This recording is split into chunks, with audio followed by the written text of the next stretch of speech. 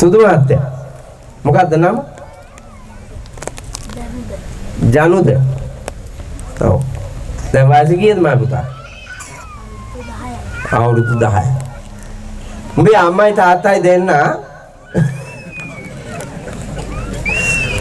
පළවෙනි උපන් දිනේ ඉඳලා පොල් පැලේ මයි පුතාගේ අත් දෙකෙන් අල්ලලා වලවල් කප කපා තියා ආවා නම් දැන් තියෙනවා මයි පුතාට පොල් ගස් 10ක්. මයි පුතාට අවුරුදු 18ක් වෙනකොට තියෙනවා පොල් ගස් 18ක්. මයි පුතේ එතකොට 15ක් පීදිලා. පොල් ගස් 15ක් පීදිලා අවුරුදු 18යි.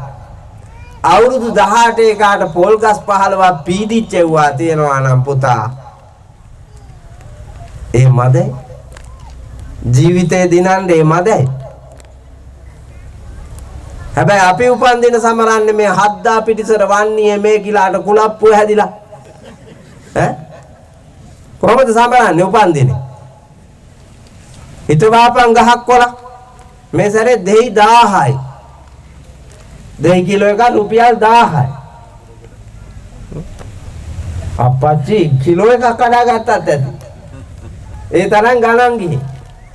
කොල්ලෙක්ගේ උපන් දින ටිකට දෙහි ගහ හිටෝගෙන ආවා නම් අඹ පැලේ හිටෙව්වන පොල් පැලයක් හිටෙව්වන මුරුංගා පැලයක් හිටෙව්වන අපේ වන්නේට ගැලපෙන જાතියේ මොකක් හරි එකක් මහ පොළොවේ ඉඳුවා නම් පොළොව කෑ ගහන්නෙත් නෑ ගහ කෑ ගහන්නෙත් නෑ පුතා. රැක බලාගෙන ඇති දැඩි කළා නම් පිම්වත් බෝසත් ලස්සන ගමනක් යන්න පුළුවන්කම තියෙනවා. චූටි එකාගේ හිතට ඒක තට්ටු කර දෙන්න ඕන. එතකොටනේ ඌට හිතෙන්නේ දැනෙන්නේ. පළවෙනි උපන් දිනේට මෙහෙම කළා, දෙවෙනි උපන් දිනේට මෙහෙම කළා, තුන්වෙනි එකට මෙහෙම කළා, හතරවෙනි එක එනකොට කොල්ලට තේරෙනවා අප්පච්චි පොල් ගහක් ගේන්න කියලා කියයි. ඇයි ඌට 4 එක හිටවන්නේ? ආසාව ඇති වෙනවා. ඒකට තමයි ආකල්පය කියන්නේ. මිනිහෙක්ව දිගින් දිගට යම් කාර්යයක නිරත කරනකොට ඒක නීතියක් නෙමෙයි, අනක් නෙමෙයි. එයාට ඒක ආකල්පයක් එනවා මෙහෙම කරන්න ඕනේ අපි. ඊට පස්සේ ඒ ආකල්පේ පෝසත් කෙරුවා හැකි එකෙන් ලැබෙන ලාභ, ඒකේ තියෙන ගුණය, ඒකේ තියෙන වටිනාකම. අරගෙන් කුරුම්බා ගෙඩියක් කඩලා ඉවරලා ආපු කාට හරි දීලා මේක අපේ පුතාගේ උපන් දිනේට හදාපු ගහ මේ පොඩි එකාගේ දැන් මේ කුරුම්බා ගෙඩිය අම්මා මට බොන්න දෙනවා මයි පුතා ඒ ගහේ කියලා කිව්වාම ඌට දානයක් දුන්නා වාගේ ලොකු හයියක් හිතට. එහෙම අපේ ගෙදර දොරේ පරිසරයේ නම්‍යශීලී ක්‍රියාකාරකම් වලට තල්ලු කරන්නේ නැත්තම් ඒ මිනිහාෙන් ඇති වැඩක් නෑ පුතා. එදිනෙක තමයි හිත නිරෝගී කරන්නේ. සතෙකුට ගහන්න හදනකොටම මයි පුතේ පව් සිද්ධ වෙනවනේ. සතුන්ට හිරහැර කෙරුවාම ලෙඩ හැදෙනවා. සතුන්ට හිරහැර කෙරුවාම තමයි අර තිරිසන් සත්තු අර බල්ලෝ ඉන්නේ. අර බාණ්ඩුගේ බල්ලා කකුල කැඩිලා කොර ගහන්නේ. ඒ සතුන්ට හිංසා කරපුවා. එහෙනම් මයි පුතා කවදාවත් චූටිය උන්ට හිරහැර කරන්න එපා, සතුන්ට හිරහැර කරන්න එපා කියලා ඔළුවේ ඇඳාම කෝටුව ගන්නකොටම එනවා පුතා අර වාක්‍ය. එහෙමම අතාරිනවා. හදන්න ඕන. හිත හදන්න ඕන. හිත පොළඹවන්න ඕන. මොනවටද? හොඳ දෙයට. යහපත් දෙයට. එතකොට හිත නිරෝගී වෙනවා. හිතේ තියෙන කිලුටු අයින් වෙනවා. නපුරුකම් නැති වෙනවා. ප්‍රඥාව පහළ වෙනවා. පරිත්‍යාගය එකතු වෙනවා. යහපත් ගමනක් යන්නට දිරිය ඇති මිනිහෙක්, දැඩි අදිෂ්ඨානයක දිරිය ඇති මිනිහෙක් නිර්මාණය කරන්න පුළුවන්. එහෙනම් ගතයි සිතයි නිරෝගී කිරීම පින්නතුනි ලෝකේ දකින්නට පුළුවන් උත්තම ක්‍රියාවක්. පින්නතුනි හිත ලෙඩ වෙච්චාම ගත ලෙඩ වෙන්න එච්චර වෙලා යන්නේ. නිකන් හිතන්නකෝ මගේ යාළුවෙක් ඉස්සර හරියට අරක්කු බෙව්වා. සිගරට් බෙව්වා. රස්සාවෙන් ගන්න පඩියෙන් 4න් 3ක් ඉවර වෙලා තමයි ගෙදර එන්නේ. බැංකු ගානකට ණය වෙලා තිබ්බා. මට මුණ ගැහෙනකොට. අවසානයේ මේකගේ දෛවය විසින් එදත් වැඩ ඇරිලා ඇවිල්ලා කඩේක පිටිපස්සේ අගුවේ අරක්කු එකක් බිබීන් දිද්දී ඒ කඩේ අප්පච්චි මගේ බණක් දාලා තිබිලා. ඒ ධර්මදේශනාවේ තිබුණේ අරක්කු බීපු මිනිහෙකුගේ පවුලට සිද්ධ වෙන විනාශය පිළිබඳව. ඌ විනාශ වෙන ගමන් බිරිඳ විනාශ වෙලා දරුවෝ විනාශ වෙලා සිද්ධ වෙන අපරාධේ ඒකේ කියලා තිබිලා. මේක අර කසිප්පු බොන ගමන් මේක අහගෙන ඉඳලා පුතා. වෙරි වෙන්න කලින් අරක වැදුනා හදවතටම.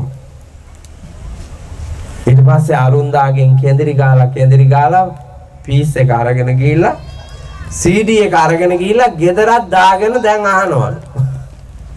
ගෑණි දොරෙන් දෙපාරක් එබිල බැලුවලු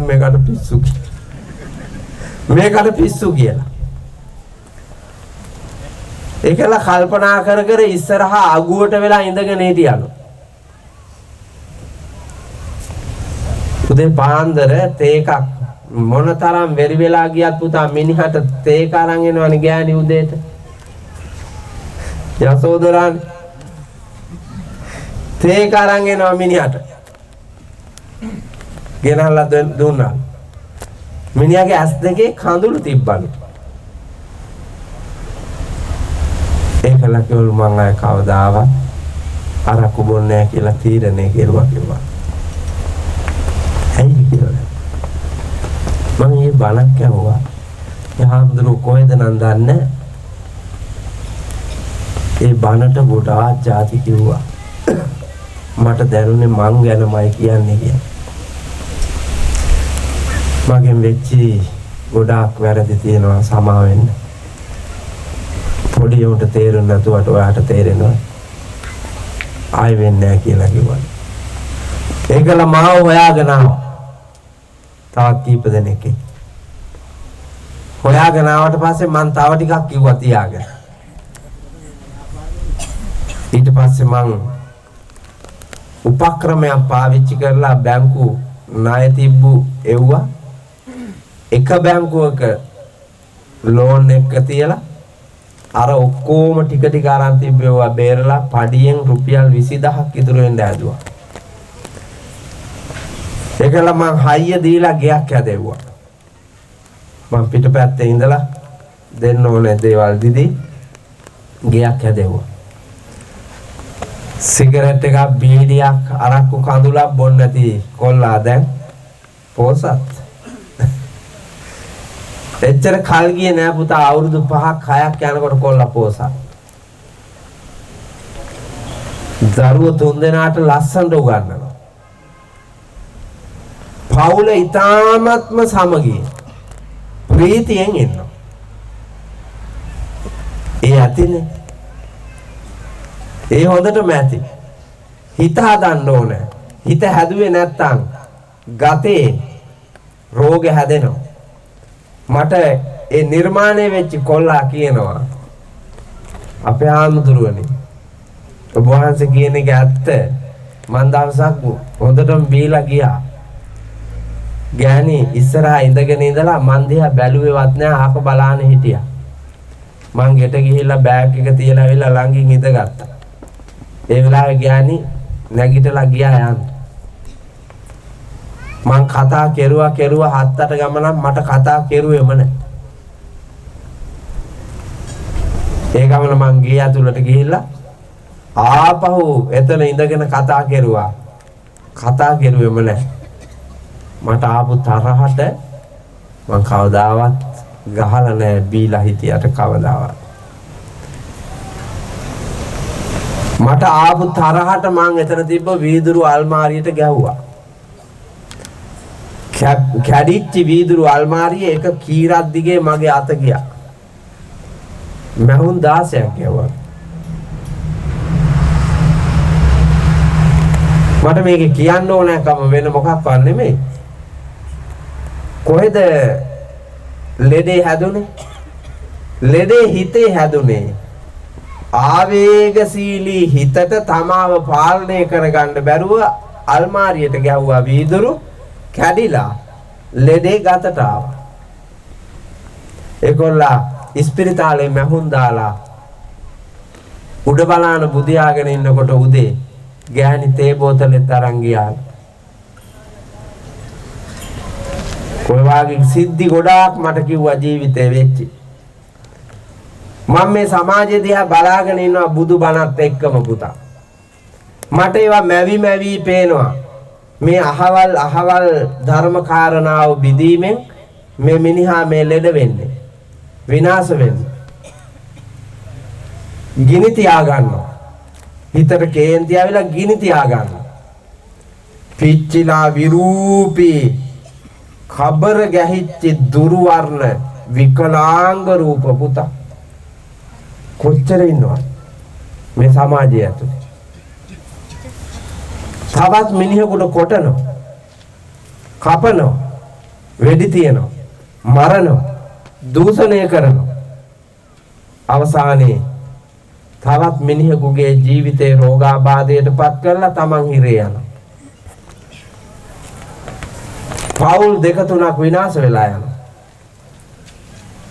ඒ හින්දා ගතයි සිතයි දෙකම නිරෝගී කරගන්න හිත ලෙඩ කරවන ලෝභයයි ද්වේෂයයි මෝහයයි කියන ජරා අපවිත්‍ර සිතුවිලි අයින් කරලා පවිත්‍ර වූ නිර්ලෝභී බව, අද්වේෂ සහගත බව සහ අමෝහ මූලික බව බුද්ධිය ඇති කරවාගෙන බලන්න මහන්සි ගන්න. දෙවෙනි එක සීලානු බුද්ධානු මතං සීලය තියෙන්න ඕන. කාටවත් ණය නැතුව බය නැතුව සන්තෝෂයෙන් ප්‍රීතියෙන් නිදහසේ පෝසත් මිනිහෙක් වෙලා බෝසත් ගමනක් යන්න සීලවන්ත බව තියෙන්න ඕන. ශික්ෂණය තිබ්බොත් පුතේ හිත කය වචනේ වැරදි කරන්නේ. හිත වැරදි තීරණ ගන්න, වැරදි තීරණ ඊට පස්සේ වචනයට දෙන්න. හිත තීරණය ශික්ෂාකාමීව ගත්තොත් වැරදි වචනයක් කියන්න හිත දෙන්න. හිතුණත් වාවනවා. හිත ආපහු කියන එපා.